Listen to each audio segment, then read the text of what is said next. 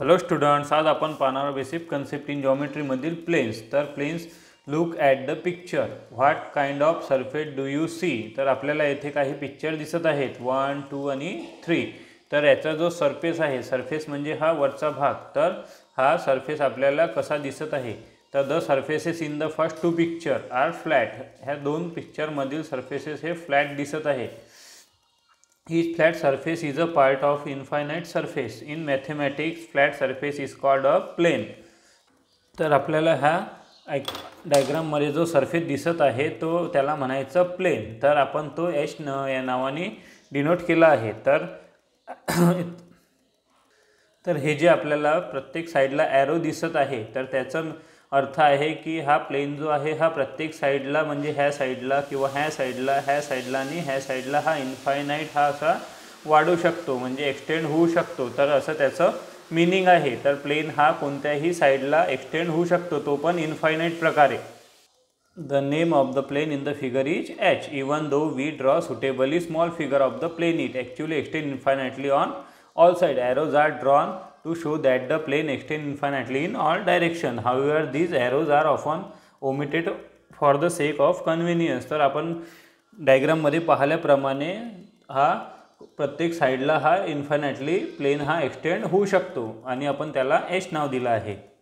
त्यानंतर आपण पाहणार आहोत पॅरलल लाईन्स. तर पॅरलल लाईन्स म्हणजे look at this page from a notebook. In this page a part of a plane, if we extend the line that run sideways on the page, will they meet each other somewhere.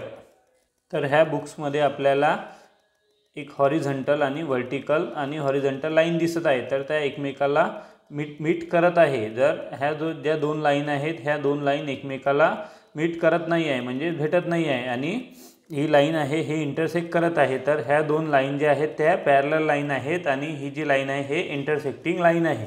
तर आपण आणखी प्रकारे parallel line चांगल्या प्रकारे समजून घेऊ. तर आपल्याला येथे काही पॅरलल लाईन दिलेल्या आहेत आपल्या डायग्राममध्ये.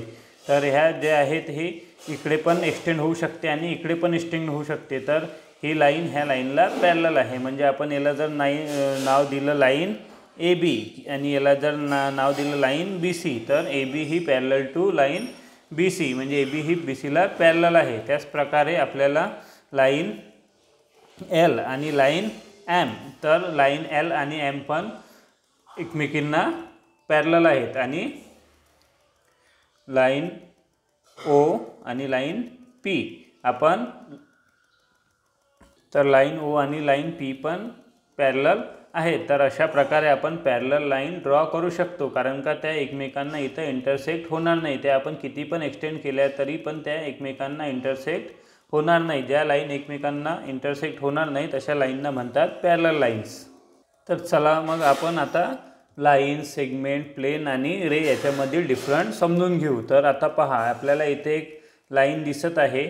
ती दोन्ही टाईपला आपल्याला दोन्ही एंडला ॲरो दिसत आहे. तर ती ॲरो असल्यामुळे ती दोन्ही साईडला एक्सटेंड, इन्फायनाईट एक्सटेंड होऊ शकते, म्हणून ही आहे लाईन. लाईन जी आहे ती दोन्ही साईडला एक्सटेंड होऊ शकते. त्यानंतर आपल्याला दिसत आहे एक लाईन दिसत आहे, पण ती दोन्ही साईडला एक्सटेंड होऊ शकत नाही. त्याला आपल्याला एंड पॉईंट दिसत आहे, तर त्याला म्हणायचं सेगमेंट. सेगमेंट ही दोन्ही साईडला एक्सटेंड होऊ शकत नाही. त्याला आपल्याला दोन एंड पॉईंट दिसत आहे. त्यानंतर आपल्याला दिसत आहे एक स्क्वेअर टाईप, आणि तो जो आहे हा इन्फायनाईट प्रत्येक साईडला.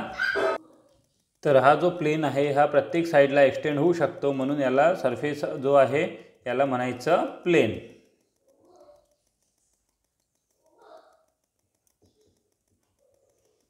त्यानंतर आपल्याला दिसत आहे एक एंड पॉईंट दिसत आहे आणि दुसरा जो आहे हा ॲरोहेड दिसत आहे. एका साईडला एंड पॉईंट आणि दुसऱ्या साईडला ॲरोहेड दिसत आहे. तर ही जी आहे ही ह्या साईडला एक्सटेंड, ही लाईन जी आहे ही एक्सटेंड होऊ शकते, पण ह्या साईडला एक्सटेंड होऊ शकत नाही, कारण का इथे एंड पॉईंट आलेला आहे. तर ह्या एका साईडला जी लाईन एक्सटेंड होते तिला म्हणायचं आपण रे.